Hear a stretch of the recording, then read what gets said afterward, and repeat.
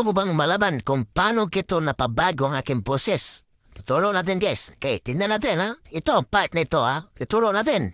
Punta ka lang sa TikTok application, click mo lang to.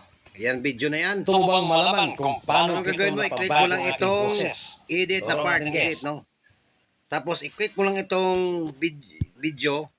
Lalabas na itong voice, yan, voice effect, yan. Tapos, mamili ka na lang. So, halimbawa, ito piliin kong paborito ko. Ito, texter, yan. Tingnan natin, guys, ha. Ganun lang kasimple, guys. Oh. Gusto mo bang malaman kung paano kito napabago ang aking boses? Ganun lang, guys. Tuturo natin guys. Okay, Okay, tingnan so download na natin. I-save mo siya, save. Tapos i-save mo sa taas. Oh. Save mo siya. Gusto mo bang malaman kung paano kito napabago ang aking boses? Tuturo natin guys. Okay, tingnan natin.